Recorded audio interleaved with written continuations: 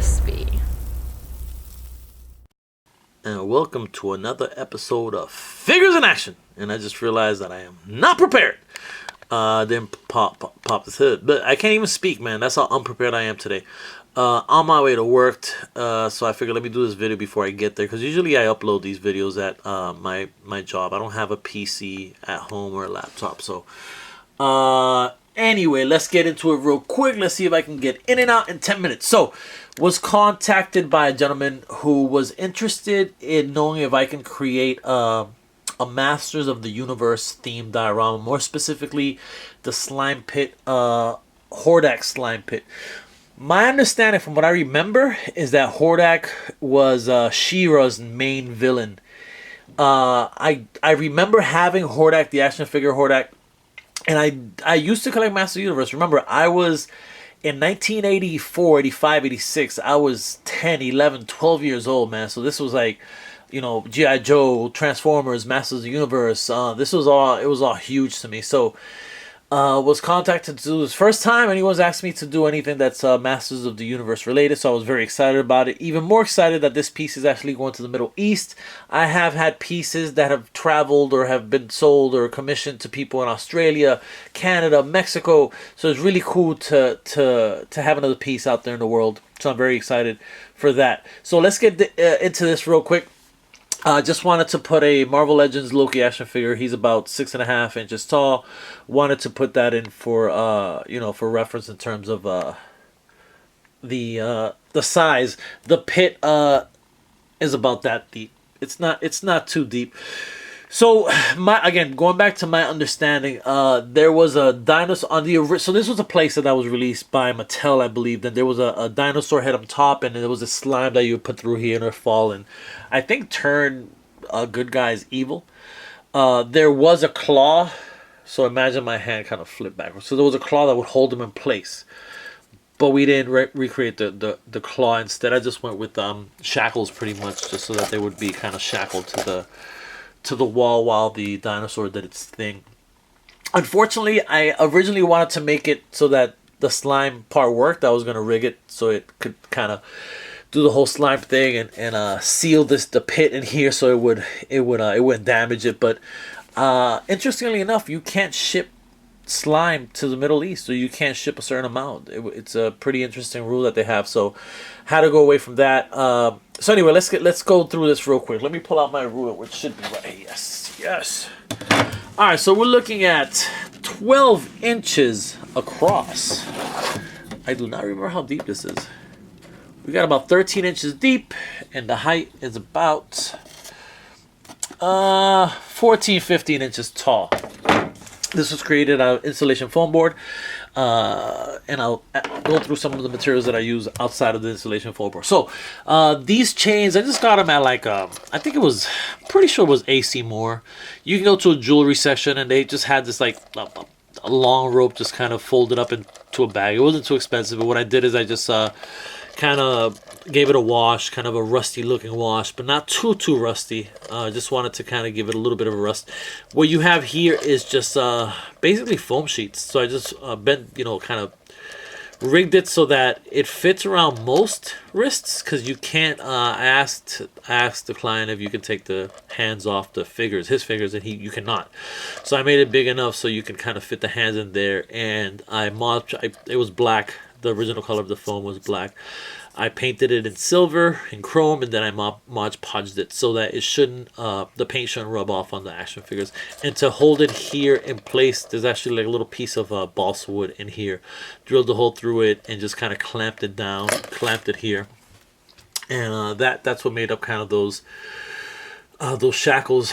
This skull here was sent to me by my man Terraformer, so I'm just gonna, he has sent me like 4 of them, I believe, 4 or 5 of them, so I'm sending one to the Middle East with this dial. That kind of look good. This is interesting. At first I didn't know what I was gonna do, because the original playset had the kind of the head or the image of Hordak, and so I was like, shit, what do I do? So I ended up going on eBay and ordering an old school Masters of the Universe action figure for like $10. Just pulled the head off, and boom, that became kind of the that logo there. Also had a little bit of an issue finding a dinosaur skull that I was comfortable with. Interestingly enough, if you go to my Instagram page, you will see what this was. This was actually a shower head, a gray shower head, like no joke. And so I kind of dremeled off the piece. There was like a spout here, a circular spout with like maybe 6 little holes where the water would come out of. Had to dremel that out. Painted it like a flat white, and it came back with like I don't know, like an antique white, but almost like a wet wash really, and then let that dry, and it came back with like a black wet wash as well, and I'm pretty happy with that. Let's see what else we have here. Yeah, it's pretty much in terms of materials. Here, these are little spikes that they can be removed pretty easily. I just, this is a set that he said he wanted to enjoy with his son, so I didn't want to do anything that was going to be too dangerous, or so these aren't really pointy or anything like that. They can't hurt you, and I didn't want to, if he wanted to take them off when he's playing with his son with this playset, that he can absolutely do that, and it'll look good with or without it. This piece can actually be removed. So in the back, I don't know if you can see here, like the piece that kind of clamps the chain to the wall is this long piece, and in the back it's just I used glue or hot glue, so you can just remove that and you can actually pin those right out. So it's kind of, it almost looks like a pin, almost like any pin, along about 1.25 inch long pin. What else do we have here? This is just a project foam board, kind of the skinny stuff. I used some moss. I used some debris, like kind of small little pebbles, some stones, just try to make it look as best as I could. One of the things that he wanted, or the main thing that he wanted, is he wanted this to not look cartoony. He wanted to be a little more mature. So I was like, word, that's right up my alley. So I kind of went with the technique that, pretty basic in terms of the design, in terms of, the work that was done on the blocks here. It wasn't anything spectacular, but when it ties in together, it looks great. And sometimes, you don't need to kind of do this crazy, simple is nice. Sometimes simple is good. And as I was going through the process and showing him kind of updated pictures, he was happy with the process. He was like, word, he was definitely liking it. So I'm very happy that I had that experience of kind of working back and forth and getting ideas, and he had questions, and I would be able to answer the questions. He was happy with the answer, so definitely felt good to do that. So let us start taking this thing apart so you guys have an idea of what it looks like. So first and foremost, it's always challenging to try to figure out how you're gonna do anything that you've never done before. So what I did in this case is the part up top, so this, let me see if I can lay this down, kind of record it, let me see. All right, so the plastic, the original part of the dinosaur head, or the T-Rex head, ends here. So this is just a piece of foam. There was kind of a little hole in there, so I kind of fixed this so that it would kind of fit right in there. So I kind of pegged in pretty much, and then I hot glued that in, and then I took one of these skewer type dowel rods and kind of sharpened both ends out. I stuck it in, and I kind of stuck it at an angle. And then what I did is I pretty much stabbed it right into the dial. I mean, a lot of I've used the word stabbed it into the dial so many times, but it works. I mean, the foam is dense, so it doesn't like wear out as quick as you would think. And if you support it, it should last a lot longer. So what I did is I actually added this extra piece that it kind of stabs into, so it's not gonna just, it's backed up.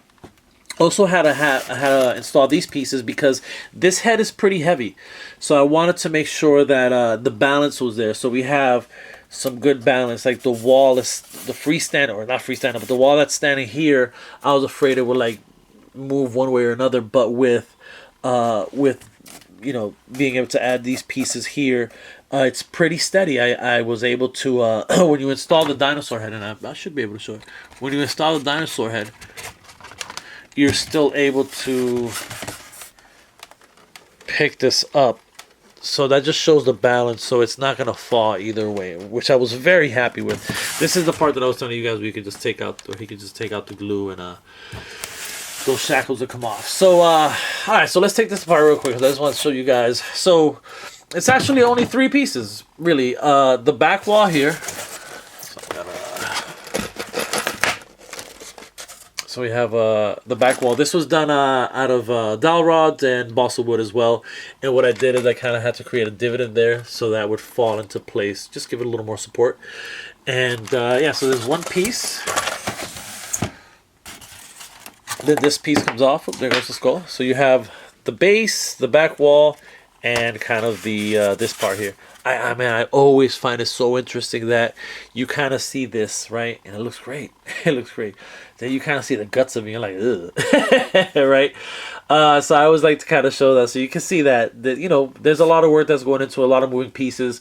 When I had finished this, actually, there was a couple of gaps here. There was a gap here. So I had to kind of fix that. And it's great because it's one of those pieces that even with the gaps and you only fix those gaps, it still looks good at the end of it. So it's magnetized at this point. Magnetized here and here, so not too many magnets with this dial. And yeah, man, that's pretty much it. Check out the pictures at the end of this video and rate, comment, subscribe, and all that good stuff, and I'm out. Peace.